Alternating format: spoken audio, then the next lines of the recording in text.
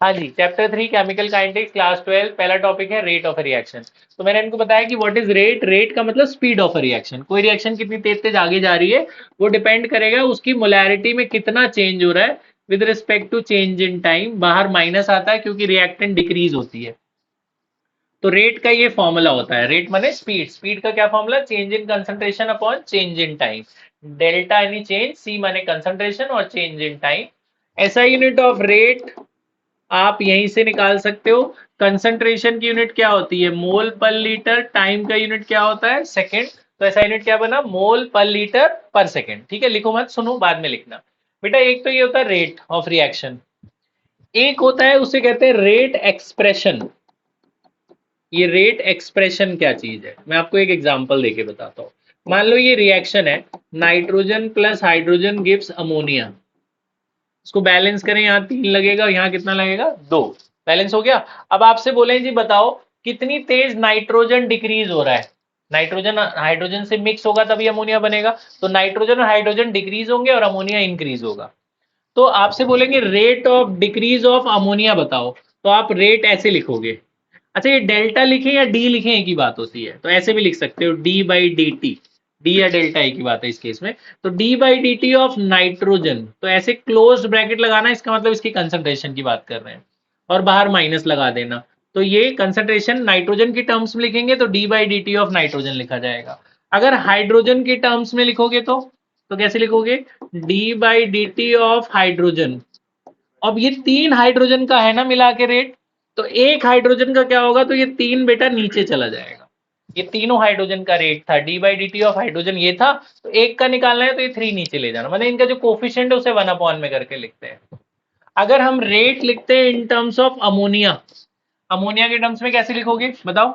D by D T of ammonia, और इसके बाहर प्लस लगाएंगे क्योंकि प्रोडक्ट है वो इंक्रीज हो रहा है, और ये 2 है तो उसके बाहर आप क्या लगाओगे? 1/2। तो नाइट्रोजन के टर्म में माइनस, हाइड्रोजन के रिएक्टेंट में माइनस, प्रोडक्ट में प्लस। जो भी ये नंबर होगा 1 अपॉन में करके लिख देना। ठीक है जी। तो ये रेट के फॉर्मूले हुए। अब इस पे क्वेश्चन कैसे आता है? जैसे हमने आपको बोला कि भाई कोई रिएक्शन ये था, N2O4 था, इसको इन्होंने हीट किया, हीट करके ये NO2 बन गया। 2 NO2 बन गए। इसको हीट करके क्या बना? NO2। N2O4 को हीट करा तो NO2 बन गए 2 मॉलिक्यूल। अब इसने बोला कि concentration of N2O4 changes from changes from 5 molar to 3 molar in 10 seconds.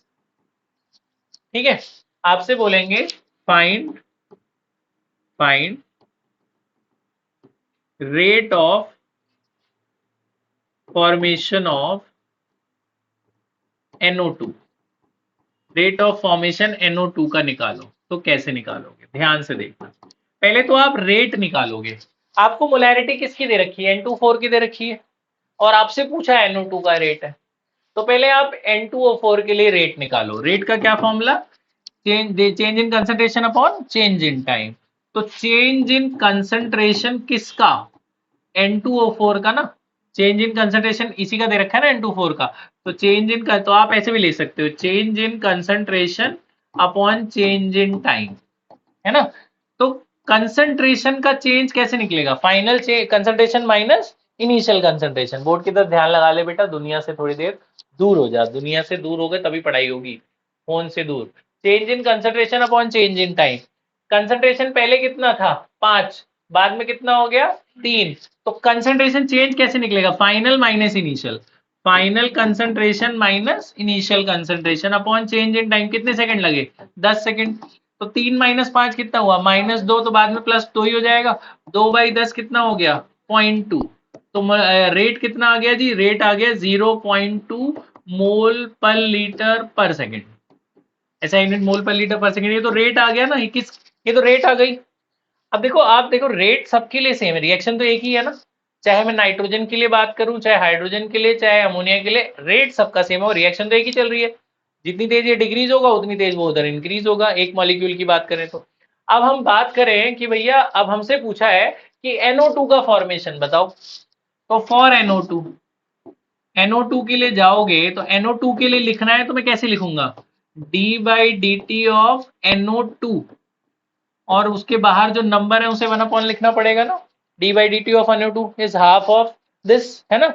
अब R तो तुम निकाल ही चुके हो, R की वैल्यू कितनी आई है 0.2, तो R की जगह मैं क्या डाल दूंगा 0.2, यहाँ हाफ है, ये d/dt ऑफ NO2 बन जाएगा, ये 2 उधर चला जाएगा, 2 जा कितना हो गया 4, तो d/dt ऑफ NO2 आ गया ना, तो NO2 का ये क्या है d/dt ऑफ NO2, इसको रेट ही तो बोलेंगे ना, change in concentration by change in time को हटाकर मैं क्या लिख सकता हूँ रेट, तो ये जो रेट आया है ये किसका आया है NO2 का, तो ये रेट ऑफ फॉर्मेशन ऑफ एक मॉलिक्यूल NO2 का आ गया, तो NO2 कितनी स्पीड से बन रहा होगा 0.4 मोल पर लीटर पर सेकंड, एक सेकंड में इतना मोलैरिटी आ रही होगी NO2, आ रही बात समझ में, ठीक है।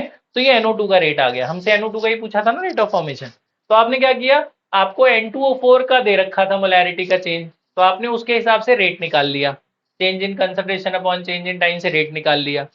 फिर आप NO2 के टर्म्स में जाओगे तो उसको कैसे लिखोगे 1/2 क्योंकि ये कोफिशिएंट को 1 में बनाना है, 1/2 d/dt ऑफ NO2। अब R तो सेम ही है, रिएक्शन तो एक ही है, ये R की वैल्यू इसमें डाल दी तो ये 2 क्रॉस मल्टीप्लाई करके d/dt ऑफ NO2 मिल गया, यानी NO2 का रेट मिल गया, तो this is rate of formation of NO2, ठीक है। तो रेट ऑफ वर्ड में आप फाइनल आंसर क्या लिखोगे कि rate of formation of NO2 is 0.4 मोल पर लीटर पर सेकेंड, ये फाइनल आंसर, ये बात समझ में आई, ठीक है। तो ये आप इतना पहले नोट कर लो, फिर और आगे बताते हैं, पॉज कर दे बेटा।